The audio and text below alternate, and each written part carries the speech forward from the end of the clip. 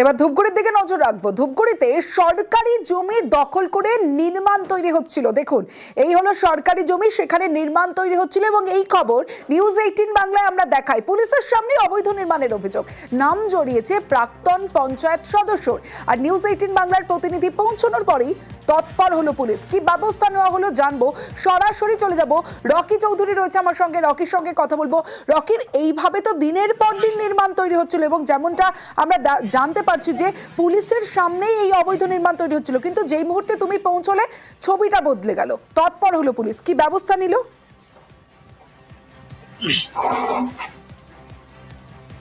সমস্যা তোমাকে বলে রাখতে চাইবো, ধূপগুড়ির বিভিন্ন এলাকায় কিন্তু অবাধে সরকারি জমি, নয়নঝুলি, এমনকি ঝোড়া দখল করে নির্মাণের অভিযোগ বারবার উঠে আসে। এবার কিন্তু যেটা ঘটলো, ধূপগুড়ি থেকে গয়কাটাগামী এশিয়ান হাইওয়ে 48 ঠাকুরবাট এলাকায়, যেখানে ট্রাফিক পয়েন্ট রয়েছে, তার পাশেই ঝোড়ার উপরে তৈরি হচ্ছিল একটি বেআইনি নির্মাণ এবং অভিযোগ রয়েছে সেখানকার প্রাক্তন পঞ্চায়েত, তৃণমূল পঞ্চায়েত, সেই এই নির্মাণ কাজ চালাচ্ছে এবং সেখানেই দাঁড়িয়েছিল একটি পুলিশ ভ্যান। সেখানে বসা অবস্থায় কিন্তু পুলিশের চোখের সামনেই কাজ চলছিল এবং এই অভিযোগের ভিত্তিতে যখন আমরা সেখানে যে কাজ করছিলেন কর্মীরা, তাদের সঙ্গে কথা বলতে যাই, তারা পরিষ্কার জানিয়ে দেয় পুলিশ কোনো রকম বাধা দেয়নি বা কোনো কিছু বলতেও আসেন না, কারণ সেই যে কাজ চলছে তা এক তৃণমূল নেতার। আর এর ফলে কিন্তু সুর চড়িয়েছে বিজেপি। এই ঘটনা প্রসঙ্গে যখন আমরা পুলিশ আধিকারিকদের সঙ্গে কথা বলতে যাই, তিনি বলেন যে আমি পেট্রোলিং এ আছি, আমি বিষয়টি দেখলাম এবং তৎক্ষণাৎ কিন্তু তারা সেখানে কাজ বন্ধ করে দেয়। কিন্তু প্রশ্ন উঠতে শুরু করেছে, বারবার এই ধরনের ঘটনা কেন ঘটছে?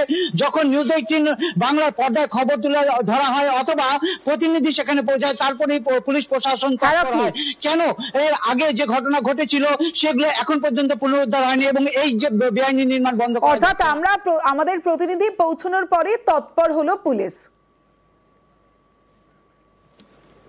আপনারা এতদিন চুপ করেছিলেন, আজকে কেন হঠাৎ তৎপরতা? আমরা তো জানি না, এখন অভিযোগটা পেলাম। তা আপনাদের গাড়ির সামনে দাঁড়ানো ছিল, ওরা কাজ করছিল। মোবাইল ডিউটি করি আইসিকে জানা। এটা কি দোকান তৈরি হবে? হ্যাঁ, দোকান তৈরি হবে। মালিক কে? বাপ্পা কি রায়? বাপ্পা রায়। কজন কাজ করছেন আপনারা? দুজন। পুলিশ কড়া পদক্ষেপ নিয়েছে, অলরেডি পুলিশ ডেকেও ছিল, বেলর সব দেখছে। এর সাথে যারাই বা এই কাজে অনলাইন যুক্ত থাকুন তার বিরুদ্ধে কড়া পদক্ষেপ নিয়েছে। এবার যে খবরের দিকে নজর রাখবো, ড্রেন আটকে বেআইনি নির্মাণ করার একটা অভিযোগ ছিল, আর সেই অভিযোগে কড়া পৌরপ্রধান এভাবেই ভেঙে দেওয়া হলো। বেআইনি নির্মাণে কড়া পৌরপ্রধান, পুরুলিয়ায় পুরো এলাকায় অভিযান, পুরপ্রধানের নেতৃত্বে অভিযান, পুরসভার উদ্যোগে ভাঙা হলো বেআইনি নির্মাণ। ইন্দ্রজিৎ রয়েছে, ইন্দ্রজিতের সঙ্গে কথা বলবো। ইন্দ্রজিৎ, ড্রেন আটকে বেআইনি নির্মাণ এবং সেই বেআইনি নির্মাণের যে অভিযোগ, ইন্দ্রজিতের কাছে যাই কথা বলবো এবং তারপরেই তৎপর হলো পুরসভা। এবং এই যে পুরসভার উদ্যোগ, অন্যান্য জায়গাতেও কি এই উদ্যোগ জারি থাকবে? পুরসভার তরফে কি বলা হচ্ছে এবং স্থানীয়রাই গোটা বিষয়টাকে কিভাবে দেখছেন?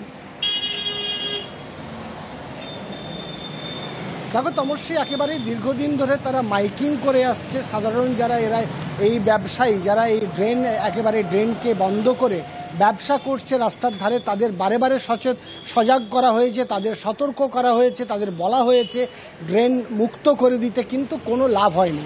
আর এরই ফলে অল্প বৃষ্টি হলেই শহরের বিভিন্ন জায়গায় জল জমে যাচ্ছে, নিকাশি ব্যবস্থা একেবারে ভেঙে পড়েছে শহরের। তাই পৌরসভা একেবারেই মাঠে বা ময়দানে নেমেছে।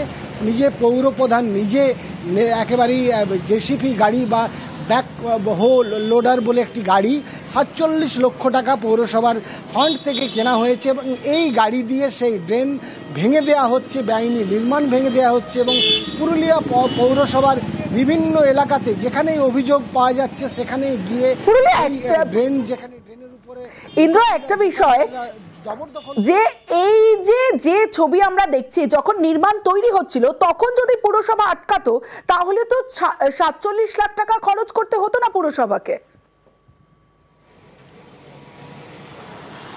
দেখো তমস্বী, একেবারেই ঠিক। তার কারণ যখন অপরাধ করছে বা বেআইনি নির্মাণ করছে তখন যদি পৌরসভা বাধা দিত তাহলে হয়তো এই দিনটা দেখতে হতো না। ফলে প্রথমে গুরুত্ব দেয়নি, আর তার ফলে পৌরসভাকেও ভোগ করতে হচ্ছে। সাধারণ মানুষ যারা তারা বিভিন্ন জায়গায় জল জমে যাচ্ছে এবং তারা রাস্তা অবরোধ করছে, বিক্ষোভ দেখাচ্ছে। ফলে পৌরসভা বাধ্য হয়েই একেবারেই রাস্তায় নেমেছে এবং এই বেআইনি নির্মাণ একেবারেই মুক্ত করবে এবং রাস্তার ধারে যে ড্রেনগুলো রয়েছে সেগুলোকে যাতে ড্রেনগুলোকে একেবারেই আটকে রয়েছে সেগুলোকে পরিষ্কার করবে এবং সাধারণ মানুষ যাতে সমস্যায় না পড়ে সেই দিকেও নজর রাখছে পৌরসভা। ধন্যবাদ ইন্দ্রজিৎ।